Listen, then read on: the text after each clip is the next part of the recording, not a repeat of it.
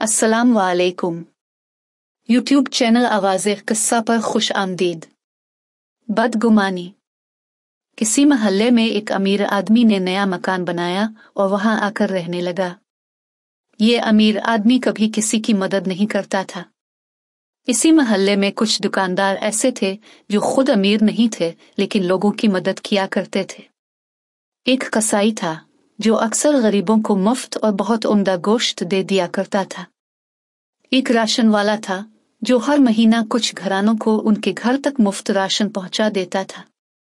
एक दूध वाला था जो बच्चों वाले घरों में मुफ्त दूध पहुंचाता।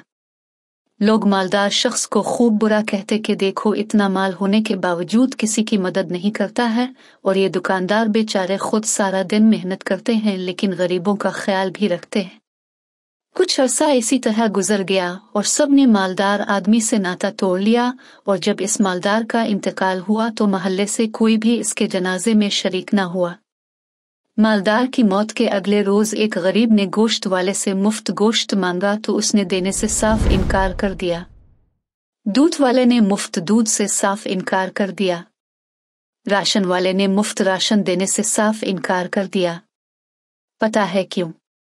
इन सब का एक ही जवाब था, अब तुम्हें यहाँ से कुछ भी मुफ्त नहीं मिल सकता, क्योंकि वो जो तुम्हारे पैसे अदा किया करता था कल दुनिया से चला गया है। कभी किसी के बारे में खुद से फैसला ना करो, क्योंकि तुम नहीं जानते किसका बातिन कितना पाकीज़ा है। अल्लाह करीम हमें बदगुमानियों से महफूज फरमाए। हम सब का खात्मा ईमान के आला तरीन दर्जे पर फरमाए, आमीन। उम्मीद है आपको ये वीडियो पसंद आई होगी। मज़ीद इखलाकी कहानियों के लिए मेरे चैनल आवाज़े क़िस्सा को सब्सक्राइब करें।